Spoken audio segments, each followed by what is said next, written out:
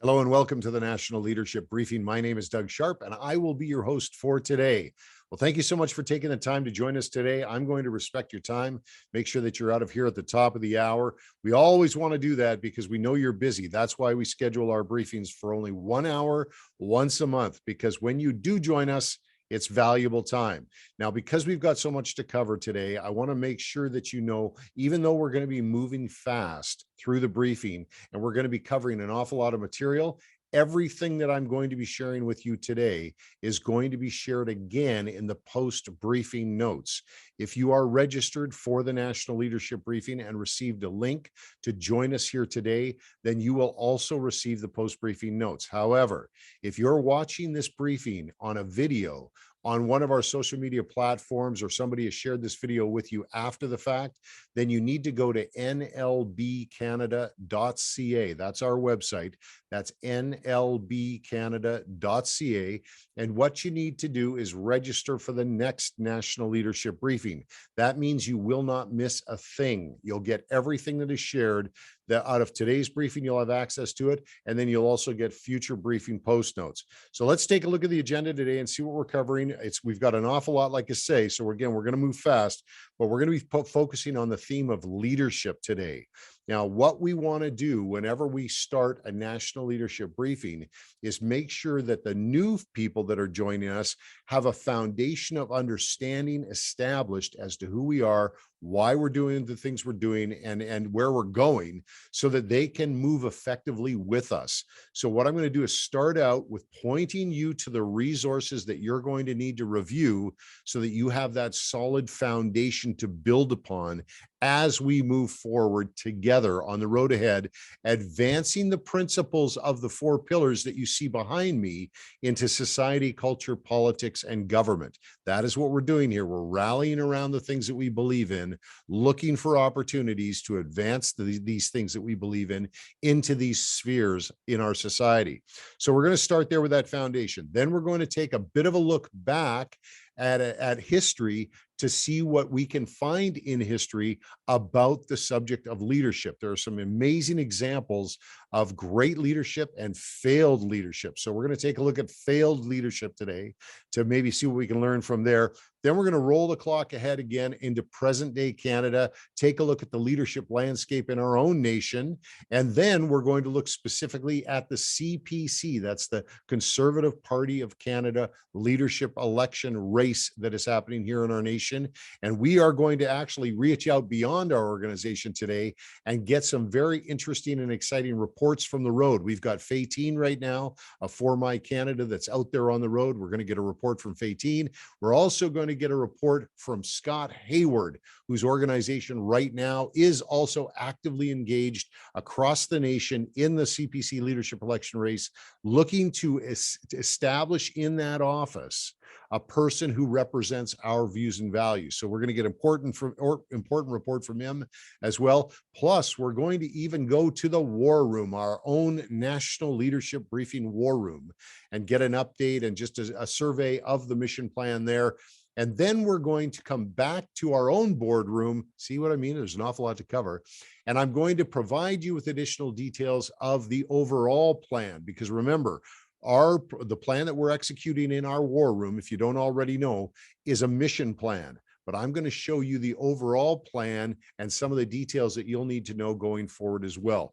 And then finally, we're going to wrap it up here at the desk by me sitting down, and I'm going to tell you right now, I'm going to ask you to consider partnering with us on the road ahead, because as we see the vision that is being laid out before us and the opportunities that we have to execute the things that we want to see advanced in society, culture, politics, and government, and as we see the threats on the horizon that we need to defend against and prepare for, we see the need for resources, provision for these visions we're seeing. So we need to put the ask out there. So get ready for that at the end of the briefing as well today. Okay, so that's all we're going to cover here on the agenda today. I hope that's helpful for you to kind of give you a snapshot. But in the meantime here, let's go to this video and we're going to just take a quick break. And then I'm going to come back here where we're going to look at the foundation of information that's available to you to help you establish a solid ground under you so you'll have the confidence moving forward to share what it is that we come across and present on the National Leadership Briefing.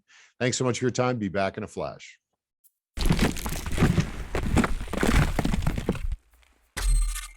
These are the things that we believe in.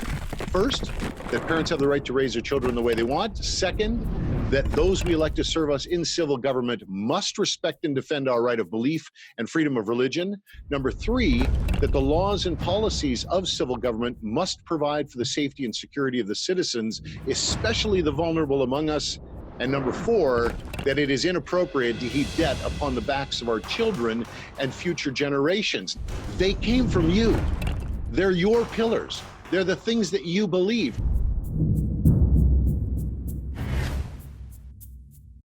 Well, of course, those are the four pillars. And again, the four pillars you see behind me. I'm also going to be taking you and showing you the source of where that comes from and additional information right now. So, okay, so this is what I want to do first. Again, we're going to start about where it is that you can find the foundational information that you're going to need to establish, again, that solid ground underneath you so that you can have the confidence moving forward as you present what we're going to be presenting to you here on the National Leadership Briefing, because it's all about receiving and sharing what you know. It's about coming to the National Leadership Briefing and inviting others to join us, always increasing our overall influence by growing our numbers. So here, let me take you now to our website, which is where you're going to find this valuable information. Okay, well, here we are. This is the National Leadership Briefing website at nlbcanada.ca, the same one I mentioned earlier on. This is where, as you can see, you would register. If you click on register here, this is where you would register not only yourself, if you have not registered already, for the next National Leadership Briefing, but also this is the website that you can share with other people that gives them the opportunity to register as well. We have a lot of people that find success in increasing their own influence locally by simply sharing this web address and suggesting people join the National Leadership Briefing and try it out for 3 or 4 months just to get a sense as to what it is we're doing here and why it is that we need them to join us.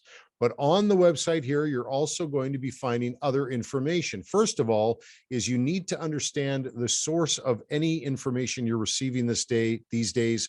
So you can look on the upper menu tabs here and you can see about your host. That's me. I am the host of the National Leadership Briefing. And if you click on that, of course, there's going to be a bio of me, a little bit of information about me, and I am your host for as long as I am your host. I certainly am not, I never present myself as being a permanent fixture because things can always change, and it's not about me, it's about the National Leadership Briefings, what we're doing, what we're advancing in the way of the principles of the four pillars. So that is the focus. There's also this tab here called the NLB Essentials tab. Now, this is the one I want you to really seek out and focus on. This is the foundation of understanding that I need you to have moving forward so that you and I are operating from the same solid ground. This is 4 brief videos that basically provide for you a strategy of what it is we're doing here on the National Leadership Briefing. This first Horizon training video is simply a short video that explains that on the horizon, there are opportunities and threats, and we are using the immediate road ahead of us to prepare to meet those opportunities or defend against those threats. So that is what we're doing on the National Leadership Briefing. I do the scoping of the horizon for you, and I bring you the opportunities and I present the threats, and then we work together. We've also got a video called You Training. The You Training video tells you about your important role in the plan.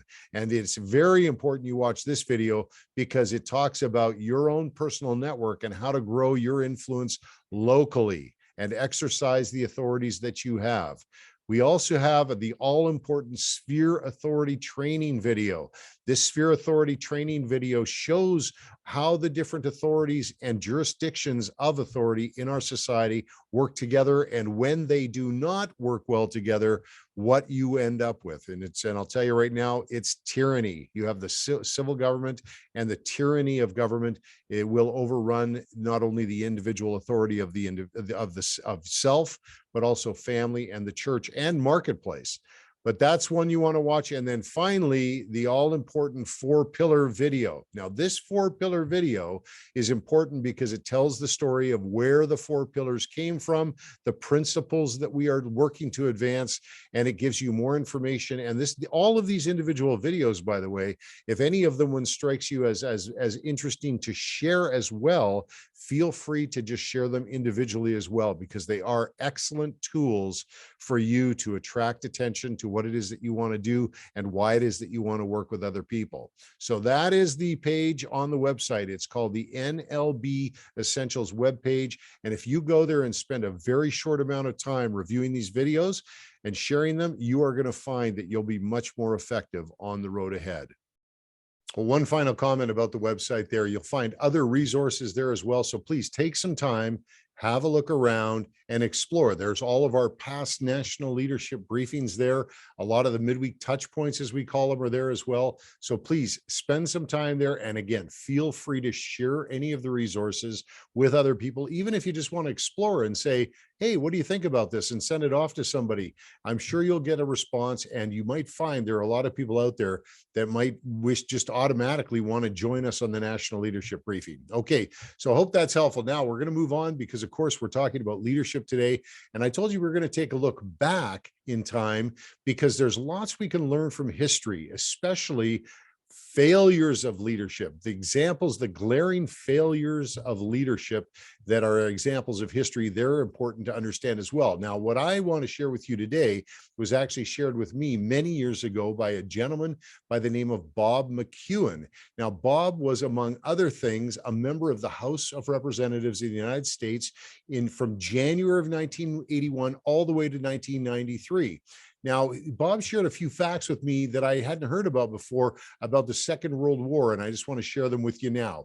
In the 1930s, shortly after World War I, when most of the world was recognizing that Germany was the country that was creating much of the trouble, the countries of Europe stood up and said this about Germany. They said, you know, it looks like you like to overrun your neighbors. So what we're going to do is we're going to make it a demilitarized zone, and you're going to make this little spot here where you're not allowed to put any tanks or armor in there. Now, it'll be kind of like an early warning system for Europe. So when you roll your tanks in there, we'll know that you're up to something.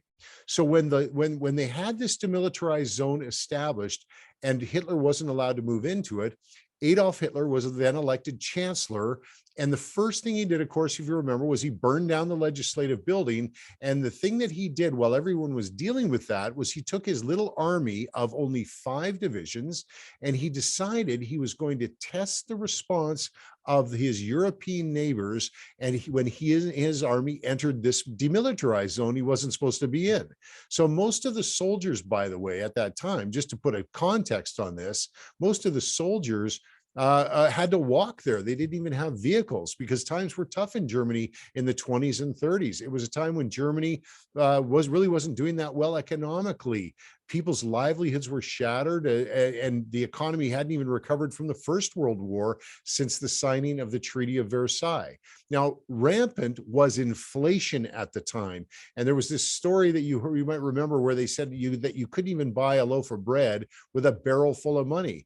So there were many issues of the day that Adolf Hitler could have put his mind to, but he chose this. He wanted to test the leadership of Europe and the integrity of those leaders to see what they were made of. So he marched his troops right into the demilitarized zone. Now, all France had to do at that time was to say, stop. That's it. And we know that every soldier in the German army, just history tells us, had in their possession the retreat orders, that if they were challenged in any way, they just had to pull out these retreat orders, but they weren't challenged. And that lack of response emboldened Hitler. So there happened to be at the time this country south of there called Austria. Now, Austria had a relationship of protection with France and Great Britain. Now, if Germany were to attack Austria under the agreement, France and Britain were to come to their aid. Is any of this sounding familiar to you? Now, Hitler said in the spring of 1938, I think that those countries lack leadership, France and Great Britain. Now, it's not that they don't have a great military. It's not that they aren't good people. It's that they lack leadership and have weak leadership that won't stand up, that if I go into Austria, they won't do anything about it.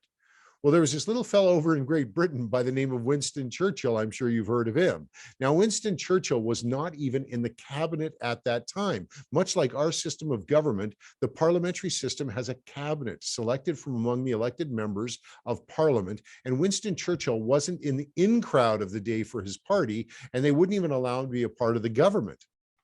Now, this is a man, just to put this again in context, who painted with his easel down by the seashore as a member of parliament with no cabinet position in government. But it was still widely accepted at that time that within 36 inches of that easel was more power than in all the houses of parliament and offices of government combined.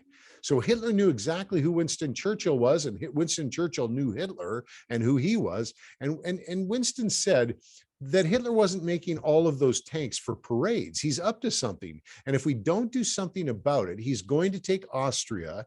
And sure enough, Hitler did.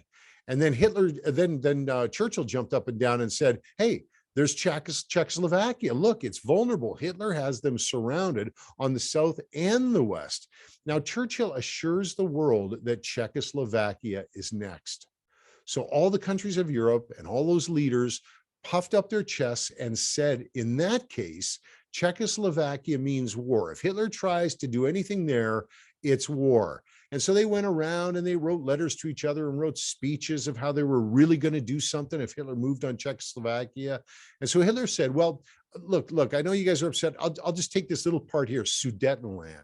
Now, these people speak German, as he said, and justified it. So I'll just take this little piece here. Now, that was in September of 1938. He'd taken Austria in March, and he'd moved his armies over much terrain during 1938, while the countries of Europe kept talking about how Hitler was really going to get it if he kept acting like this. So there was so much talking going on in Hitler that near the end of 1938, Hitler said, look, y'all seem to be really upset. Why don't you guys come for a visit and we'll have a talk about this. We'll chat about it. Now, so all the leaders were invited down to this little place he had in the mountains by Munich. And once Hitler got them there, he said, look, let me just tell you, I'm not going to take any more countries. And of course, the Prime Minister of Great Britain was a good lawyer. He said to Hitler, would you put that in writing for me? And the memoirs that were written since then about that moment in time state that Hitler literally leapt for his pen, saying, oh, sure, not a problem. Here you go. I will not take any more countries. And there you are. Now, Neville Chamberlain ran back home with this note in his hand, and of course you might remember that it was kind of a famous picture that was on the front of every newspaper on the planet, and it said "Peace in our time." The famous picture of the Prime Minister with the paper in his hand as he's coming off the plane, and he said, "I have the Führer's signature on this piece of paper. It's peace in our time." And everyone is so happy. He landed in his plane, and the streets were full of people cheering, and the Prime Minister couldn't even turn his car down Downing Street, they said, to the official residence because there were so many people cheering and celebrating at that time.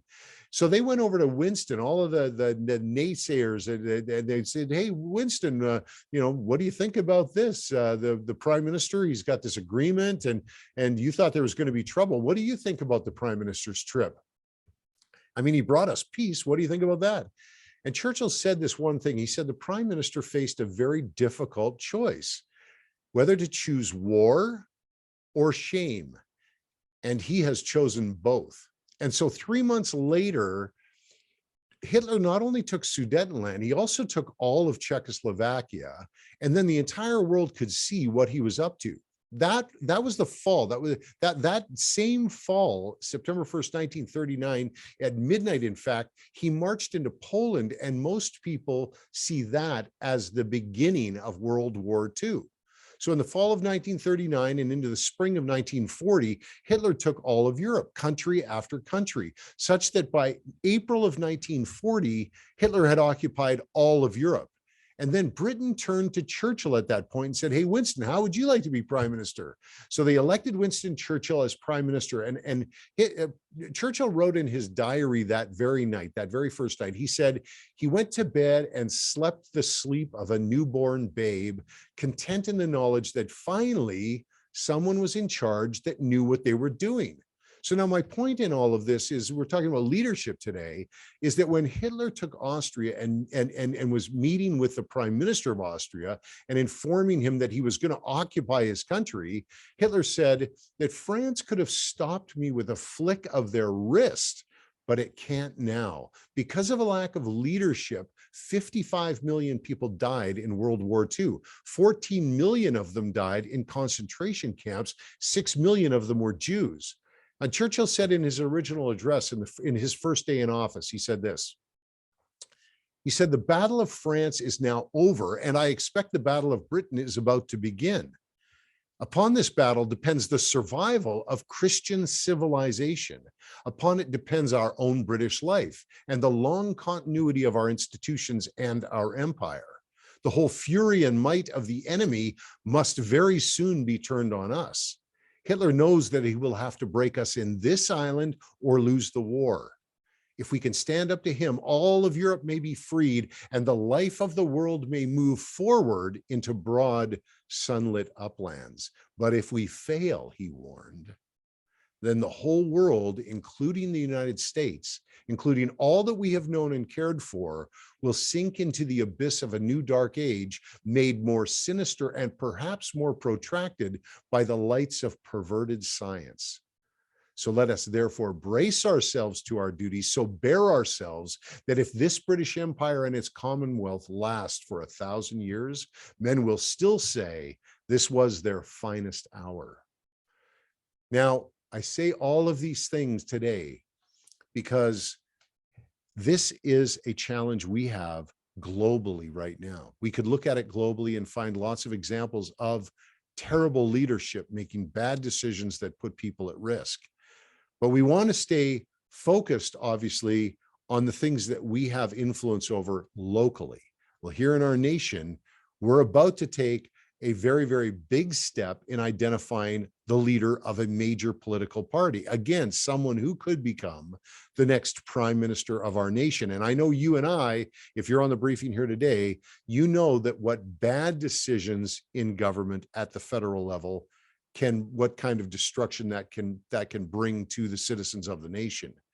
So we're going to be paying attention to leadership in our nation. Now, when we come back after this quick video, we're going to take a look at just do a quick run across the country and see all of the different leaders that are in place and in flux. And we're just going to look quickly at it as we move towards why it is and how we can have maximum influence in the upcoming CPC leadership election race, the one that's going on right now in our nation, the one who's going to possibly elect again the person who could become the next prime minister of our country. So let's do that right after this video. And so check back with me momentarily. Bye for now.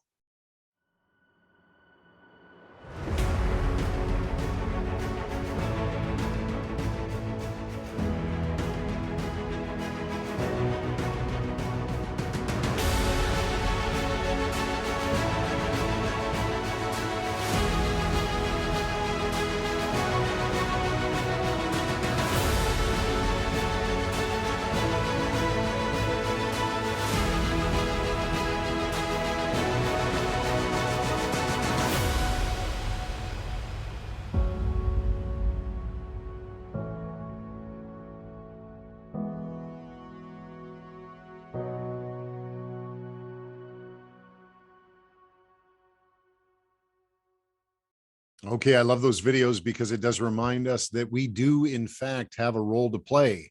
We have authority we want to exercise. We need to participate. And that's all important as we take a look across our nation. If you take a look at any number of the provinces right now in British Columbia, for example, we have a brand new leader that was elected to the Liberal Party provincially in that province. And a new leader in that party is quite possibly going to be the next premier of that province in British Columbia.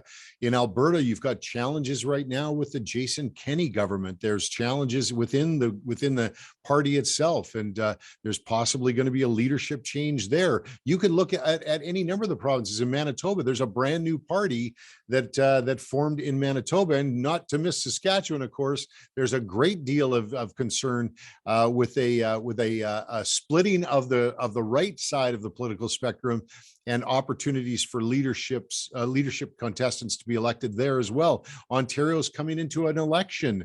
Again, Maritimes, we could just go on and on provincially, but then there also, within all of those provinces, there are municipal governments. There are municipal elections happening. There are municipal leaders with very, very different views than you and I have about the future of our nation from a local perspective. So there's also school board governments. That's a form of government when you've got school board trustees being elected in all of these provinces. This is constantly a reminder to us, as we just take a glance at what's happening out there, that leadership is in flux. There is constantly motion and change when it comes to leadership. And we have an opportunity with every change. We have an opportunity to participate in those processes and have a say, or to just release ourselves from any kind of responsibility and let others decide who will lead. Well, I think, again, if you take a look, especially at the federal level, what happens when leaders govern our nation with the perspective that we do not share about the right of parents to raise their children the way they want, for example, or our belief in the prioritization of right of belief and freedom of religion, or how we hold in priority the requirement of government to pass laws and policies to provide the necessary protections for vulnerable citizens that live among us in our communities. It's amazing that the kinds of legislation that's been passed that have placed people in direct harm. As a matter of fact, I could just name marijuana and euthanasia. Those just two of them that I can name right off the top, where the priority was not vulnerable citizens. And then if you take a look at even these school board elections, the kinds of people that are being elected and the thoughts and the processes that they're applying to whose children they're teaching in the schools. They have a very different view as to even whose kids your kids are. They view them as their kids quite often. And so we could stand back and let them decide, or we could engage in the processes ourselves. And which brings me to this next segment, which is the conversation that's taking place within the Conservative Party of Canada. Now, we don't want to monopolize all of our time with political activism here on the National Leadership Briefing, but this one's an important one. This one is one of the opportunities, as I said in the very beginning, this is going back like 50 days ago, when we started our War Room campaign. I said, this is the biggest opportunity I have seen in 20 years doing what I'm doing, for us to directly engage in a process that is going to have the most influence as to who it is that's elected and who to that party and who could become the next prime minister of our nation. I've never seen a better leverage situation out there. And so we are engaging with our organization with everything that we've got. We actually launched the War Room to address specifically that opportunity, so that we could every single day on social media platforms produce a message that people can use to share with other people to get them to engage. Other people who share our views and values, people like you and people like me, so that we are the ones that choose the next leader of the Conservative Party of Canada and the person who could become the next prime minister of our nation. But there are other organizations out there, I'm excited to say. There's other organizations that are also working alongside of us. Oftentimes we work together. As a matter of fact, we are working together. And I wanted to introduce you to one person that really doesn't need an introduction here, especially on the National Leadership Briefing, because she's been here before. But this time, we're actually catching her out on the road. And that is Faytene. And here she is with her road report, or the report from the road, whatever you want to call it, as to what's going on within For My Canada and how she's working to provide you the necessary tools so that you can have maximum influence in the outcome of this contest as well. Well, Faytene, thanks so much for joining us. I know you are flying down the highways and byways of Canada right now. Why don't you tell everybody what you're doing and how they can hook up with you and work with you? Amazing. Thank you, Doug. It's so good to see you. So good to chat. Well, as you know, better than most in Canada, we are in a critical window for our nation. We're in the midst of a major political party, federal political party leadership race. I know you've been talking to your folks about this a lot, and I'm feeling it as well. And Doug, I did some research earlier this year, and basically discovered that it was 0.2% of Canadians engaging in the civic process in the last two major party leadership races, both the Liberal and the Conservative Party, that determined who would be on the ballot for Prime Minister, both in 2015 and in 2021. And Doug, when I saw that, honestly, I was gripped in my heart, because you and I, we've both been at this for a long time, but somehow I had never seen how tiny that number was. So I did a little bit more research on that as well, and discovered some other things. I put it together in a presentation, and I am traveling the nation right now. We just had a meeting, an incredible meeting in Prince Edward Island, up the island, and now we're going closer to Charlottetown.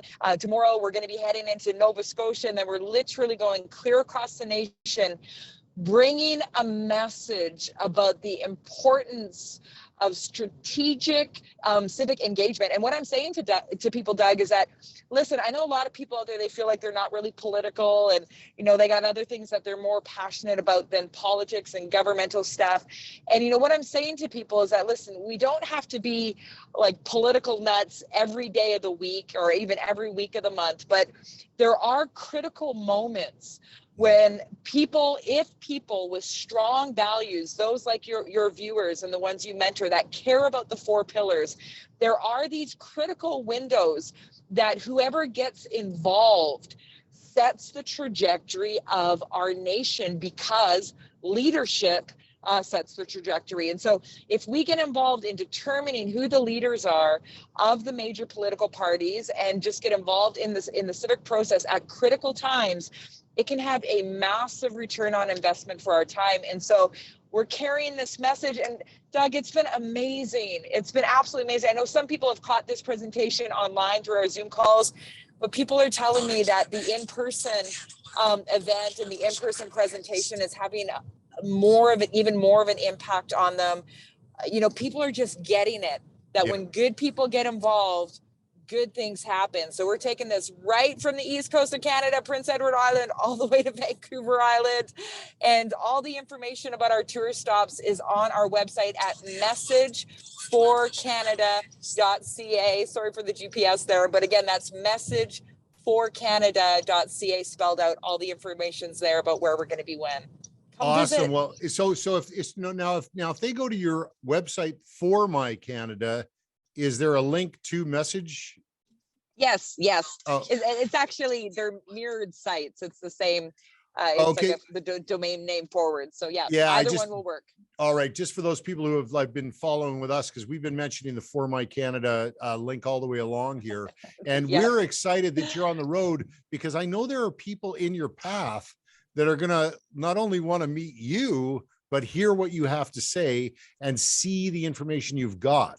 So that we can put people right in your path. And so everybody here, if you can get in front of Faytene as she's barreling across the country, then show up at these meetings, and we'll get that information out, Faytene, as to where you're going to be and when. And this really is a tool. You know, sometimes people say, like, I don't really know how to talk to my peers or my like-minded friends and associates. The short presentation, we're in and out in an hour to an hour and a half, and that's even with question and answer. And so this is a low-hanging fruit opportunity. This is a tool for people that love our nation to bring their friends along for the ride, so that we can have an even greater impact at this critical time for Canada.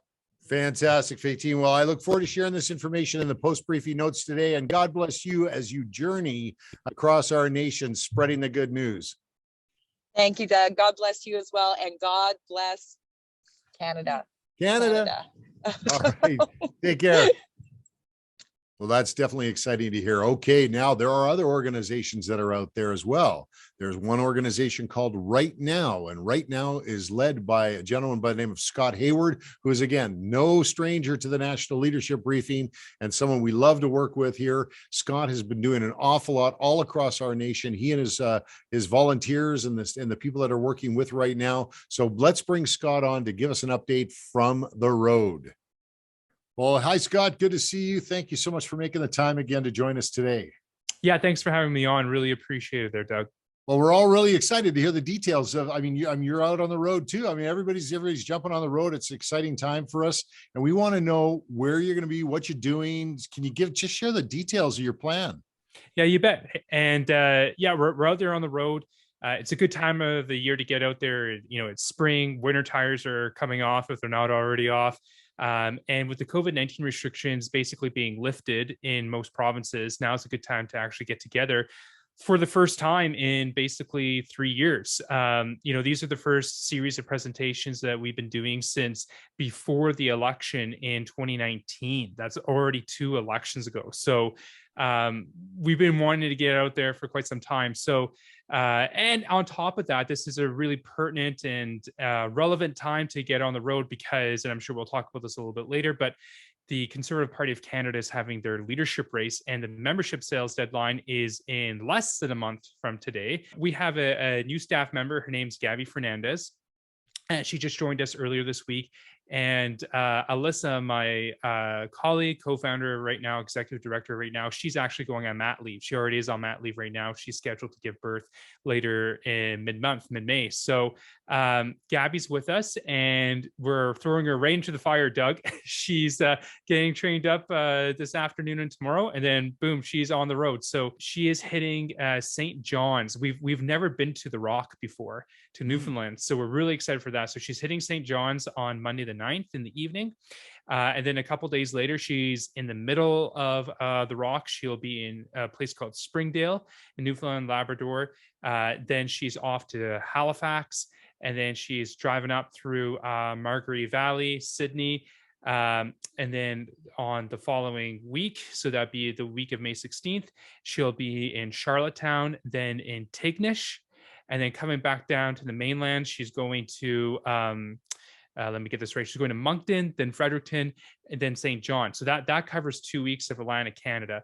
And then she hops on a plane over the long weekend, Victoria Day weekend, and we send her to the interior BC, to your country, Doug. She's coming to your neighborhood. Fantastic. So she's hitting Kelowna, she's hitting Penticton, then she's hopping up to Kamloops, up to Prince George, and hopefully Vanderhoof as well. Then she's down to the island, the other island being Vancouver Island, and then she ends up in around the city of Vancouver for that last week before membership sales deadline. And then while Gabby's on the road, I'm here in the GTA, so I'll be hitting Southern Ontario and the Greater Toronto area during that time. So I'll have a few presentations booked for places like in Brampton and Mississauga, hoping to get down through, London and Windsor. I was out in Kitchener the other night. We had a great reception. They had over 100 people out. It was the first in-person event for that Right to Life group. It was absolutely fantastic. We had a great reception. So, and I understand that our friend Faytene is out there too, doing her thing as well. So it's, we're all rolling up our sleeves and it's all hands on deck here, Doug. Yeah, because it's important. I mean, this whole leadership, the theme of today's national leadership briefing is all about leadership, and the leader's position in Her Majesty's Loyal Opposition. That's an important role, but of course, you and I know this person could become the next Prime Minister of Canada as well. We got to get this right.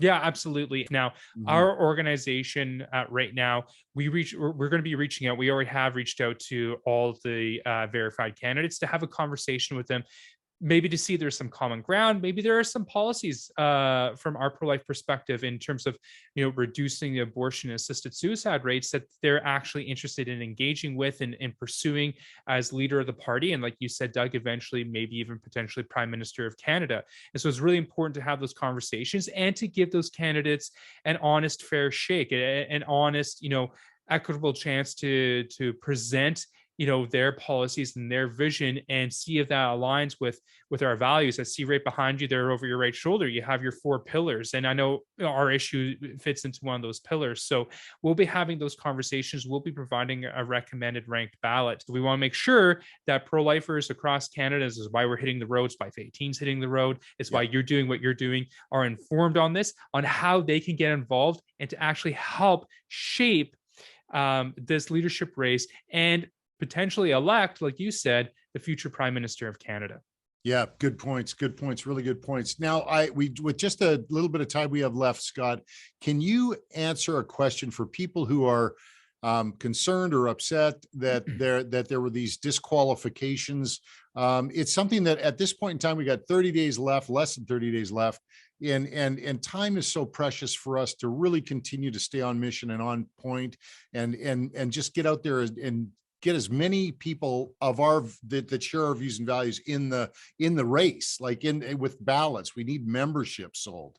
So we don't want people getting kind of distracted, but at the same time, we want to address their concerns about what happened, and we really do need to know what happened. But what kind of advice would you give somebody who's activated into this process, who's not happy with what just happened with the disqualifications? Regardless of what happened, regardless of the reason for the disqualifications, whatnot, we hope that justice is served, and that if these disqualifications were spurious and unnecessary, that they be restored back into the race. Probably the most important point that you were highlighting in your question, we now have 30 days till June 3rd at 5 p.m. Eastern to go out and encourage all your family, friends, fellow churchgoers, neighbors, whatever, that share our views and values, to purchase a $15 membership in the Conservative Party of Canada to ensure that someone like Dr. Leslyn Lewis is actually elected as a leader. And it's so important that we do this, because the Liberals for the next election, which likely is going to happen in 2025, thanks to the kind of fake coalition between them and the NDP,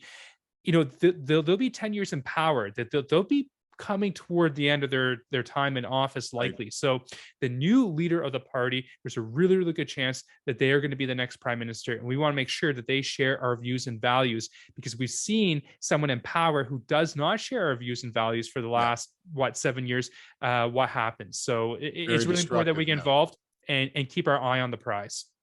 Fantastic, Scott. That's such good advice. And I tell you, we're going to be praying blessing and protection over you and your team as you travel. We so appreciate everything you do and your organization. And we'll also be looking forward to welcoming Lissa's brand new baby into the world. Yeah, absolutely. Because I know that's we got to grow the voter base, Doug. We have to grow the voter base. Well, send her our best. Send her our best for sure. Thank you, right, Scott. Have a wonderful day. Appreciate your time. Yeah, thanks for having us, Mom. Okay, that's awesome. Good to hear from Scott. Now, we're not going to forget, of course, our own war room. And that is, of course, the Tier 1 operator, Doug Sharp, that runs the war room.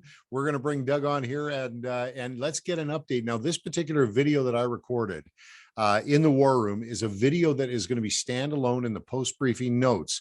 And it is a mission review from a Mission Review Monday segment. So it's a video that when you see it in the post-briefing notes, you're going to be able to invite other people to join you by just sharing this video with them. So again, remember, what War Room's all about is giving you tools that you can share with others to encourage them to engage with us in this, what Doug is about to share with you now. So here he is. Let's bring on the War Room Tier 1 operator, Doug Sharp.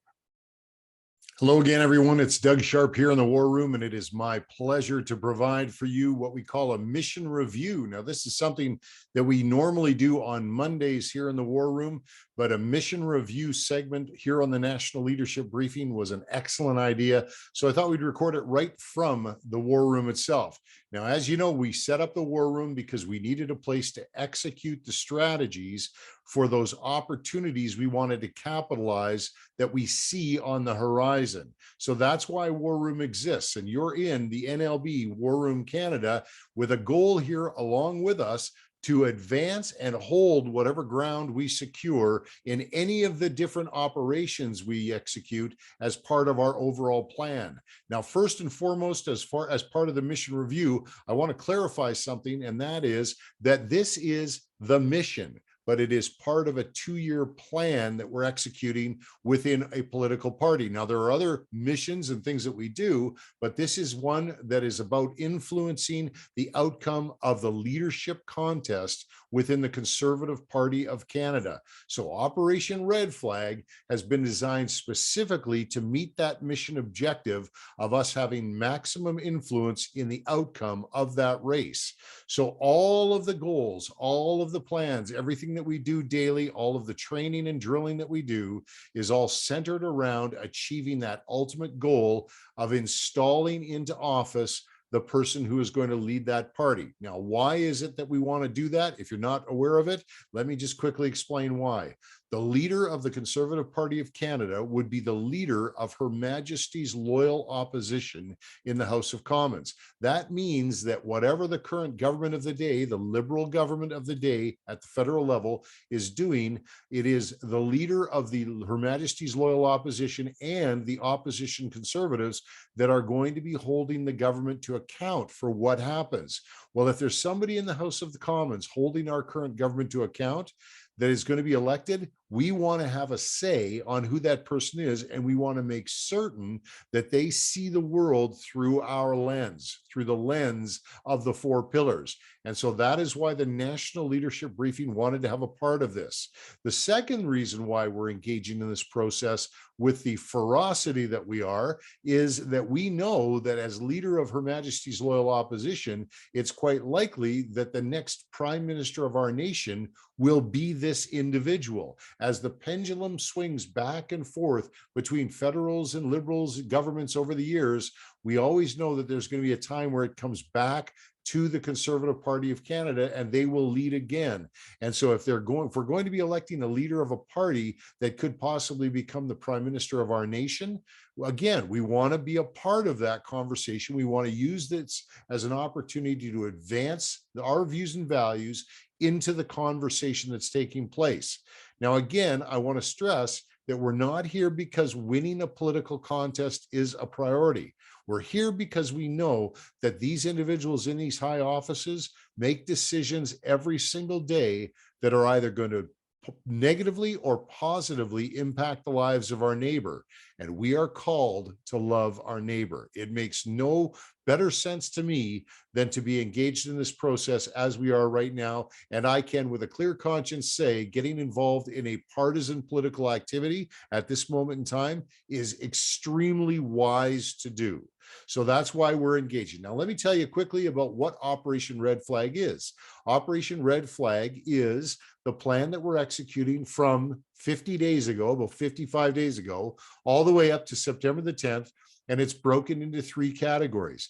The first stage, which is the R in red, is the recruitment stage. And we are recruiting as many people as we can touch between now and June the 3rd to become members of the Conservative Party of Canada. Why? Because on June the 3rd, the membership cutoff date is going to take place. And that means that anybody who has a membership up until that day is going to be eligible to receive a ballot in the mail to vote for the leader of the party.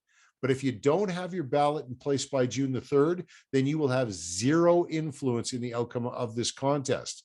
And we want your influence in the contest. We want to work with you. We want you to add your voice to ours. And we want us all to be getting ballots, because the second stage is the equipping stage. The equipping stage is the period of time where I bring the candidates to you and introduce them to you, and they have an opportunity to share their views and values with you. And if you feel that your views and values are aligned with theirs, then you've got someone you can vote for. Now, there's one other thing that we're going to be doing. And that is because there's so many of us all across the country that are engaged in this process, people just like you and I, we're going to be using our combined influence to negotiate the things that we want from each of the candidates as well. We're going to be negotiating with them that they make platform commitments, not promises, commitments as to things that they can do specifically to accommodate the people that we are representing. Basically, we're all together representing different principles, but we want them to address them. So we might want to see something about parental authority or right of belief, the protection of freedom of religion, or providing additional protections for vulnerable citizens in our community. But we want to be able to speak with a unified voice during that equipping stage and negotiate with each of the candidates. And then finally, the third stage is the deployment stage in Operation Red Flag. And that is the period of time when we know the ballots are starting to come out from the party. They're being mailed to all of us. Well, we want to make sure that 100% of those ballots that we receive are returned and accepted in a very accountable and readable fashion. Sometimes people don't handle their ballots properly and their ballots end up getting destroyed or they end up getting disqualified. Well, we're not going to have any of our ballots disqualified because we're going to be doing very specific training during the deployment stage to make sure your ballot gets back to the party and is counted with the rest of them. So thank you so much for letting me explain Operation Red Flag to you. The mission review, it's very important. We do it every single Monday on the social media platforms. What I'm going to encourage you to do is, because there's only so few Mondays left between now and June the 3rd, I'm going to encourage you to go online to the YouTube channel or the Facebook page, and I'll make sure that there are notes, there are links to that in the post-briefing notes today. But go in there, find those videos in that in the archives, and start sending them out to the people that you know in your sphere of influence. You know, you're the only person that can touch the people that are in your sphere of influence. We don't know them. You're the only one that can. So we want to make sure that everyone that you know also has the opportunity to participate like you do now. So, okay. So first thing, let me leave you one last thing before we go. We'll wrap it up with this. You got to get yourself squared away first. If you don't have your membership in the Conservative Party of Canada yet, you need to get that done. And Doug will tell you exactly how to do that. That other guy, the other Doug, he'll tell you exactly how to do that. But make sure you get that done, because when you speak as a person who has already done what you're asking other people to do, there's so much confidence that comes across in your voice.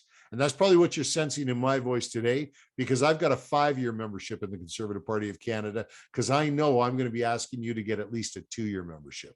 So I'm going to be twice as committed as you. How about that? So I challenge you to run and keep up in the race with me. If you want, go for the 5-year, but you definitely need a 2-year, because we are working a 2-year plan, and we do want to be working alongside of you and develop this for a long time to come. Anyway, thank you so much for your time today. I'll let you get back to what you're doing, and I'll look forward to serving you in the war room in the future. Bye for now. Once every year, the 11th month, on the 11th day at the 11th hour, we stand in unity to commemorate the end of World War I and to honor the great sacrifice of those who fought to preserve our freedoms. In Flanders fields the poppies blow, between the crosses row on row. O Canada, are you still a country worth dying for? Do we honor our fallen heroes? What were their hopes, dreams, and aspirations? Did they believe that we should be free to raise our children the way we want? Did they give their lives to defend our right of belief and freedom of religion? Did they consider Canada to be a place that would protect the citizens, especially the vulnerable? Was freedom truly worth dying for? That we should not be enslaved by massive debt heaped upon our children? Yes, these freedoms were worth dying for. Today, we continue to honor those who serve our country, lest we forget and fall victim to a tyranny that is eager to rise once again. Yesterday's freedoms were worth dying for. Do we now call them privileges only for them to be taken away? Oh Canada, what is freedom worth today? Lest we forget and no longer stand on guard. Do we wear poppy while paving a road of oppression right through Flanders fields? No. We wear poppy because we remember them. We stand with our brothers and sisters in arms, and we honor them by preserving the freedoms that they fought to preserve. World War I was deemed the war to end all wars, but we know this was not the last of wars. To this day, brave men and women take a stand, and we stand with them. We stand on guard with those who choose to sacrifice their well-being to preserve our freedoms. We don't forget why we wear poppy while we're wearing a poppy. We remember. Come on, Canada, now is the time more than ever. Stand up and wear your poppy proud, lest we forget.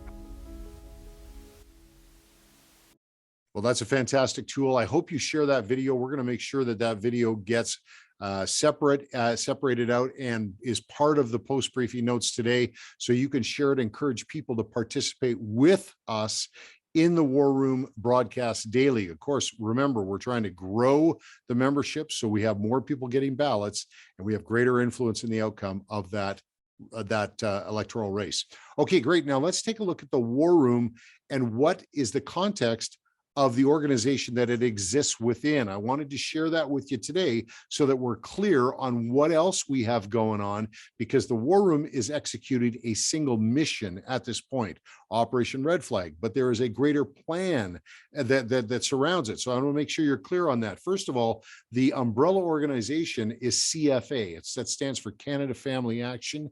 It is the not-for-profit. It's the teaching and training organization that we do a lot of other things through, but they are definitely at the top of the, and that's a donor-based organization. We then have, as a project of Canada Family Action, the National Leadership Briefing, which is that 1 hour, once a month training opportunity for us to focus and rally around the 4 pillars and then come together and look for opportunities where we can advance those principles into society, culture, politics, and government. And then War Room is the place we execute the strategies. So that's what you're seeing, is you're seeing War Room execute a strategy so that we can have maximum influence within the CPC leadership election race. But for those of you who have the blinders on or just think it's just about that, I want to remind you it's not. There are other things we're going to be launching very soon that are going to run in tandem with the CPC leadership election race. Let me tell you a little bit about what those are. First of all, the policy convention. In a political party, there are policy conventions, and we're constantly wanting to advance policies into the convention. As an example, we have a lot of policy ideas that came in the form of what's called the Common Ground platform that we launched during the last CPC leadership election race. We're going to be taking a lot of these policy proposals and we're going to be taking them to convention and working to advance them. The second thing is the local electoral district associations. We want to make sure that people who are like you and like me that represent or that share our views and values are represented on boards locally within that organization and other organizations. And then finally, we want to elect a national council for that party that is a reflection of our views and values as well. So we have work to do together beyond just the election of the leader of that party. And then finally, we also want to ongoingly have great influence on who the candidates, the individual candidates are for each electoral district, and the members of parliament and the accountability of those members of parliament to adhere to first principles of conservatism. We want to make sure that we have a hand in that as well. So all of these strategies are going to run in tandem with CPC leadership election and beyond that race. So please do not run, do not hide, do not stray, do not let yourself get distracted. There's a lot of work to do on the road ahead, and we're counting on you because we're building a team here and we're enjoying working with you. Okay, great. Thanks so much for letting me share this. I'm going to go back to the desk after this quick video, and I'm going to ask you if you would consider partnering with us in our work ahead, because there's a lot to do. Okay, enjoy the video. I'll be right back with you at the desk. The bear has been poked. It's time to wake up from our slumber and stand together, united as one. One family, one body, one church. We will not walk past the vulnerable. Say nothing, do nothing, and turn a blind eye. We are citizens of a great nation. We are good Samaritans to our neighbors. You are not alone. We are the largest unified voice in Canada. So we stand united. This is our rally cry. We are Christ to our nation. This is our battle cry. He shall have dominion from sea to sea and from the river unto the ends of the earth. Righteousness will reign. Justice will prevail. We are united. Well, we are definitely on the home stretch now. I thank you so much for your time today and for your attention to the initiatives that we are working here in the War Room, National Leadership Briefing, and of course, Canada Family Action. We thank you also for considering, as I mentioned before, stopping by our website, familyaction.ca. That's familyaction.ca. And considering participating as a partner, a financial partner, helps us to achieve our goals together. And we sure appreciate those who have walked with us. But if you aren't one now, perhaps you would consider becoming one. And that would certainly help us to grow the organization, grow the tools that are available, and have greater influence on the road ahead. So please make a note of that. I invite you, if you have any questions, of course, get in touch with me. I'd be happy to chat with you or provide you with additional information. All right. So until next time, until we connect again on the War Room Daily, remember, at our social media platform sites, that's all the ones that you'll find listed in the post briefing notes today, or until you see me again on the midweek touch points, I pray blessing over you, your family, and of course, I continue to pray blessing over this great nation of Canada. Bye for now.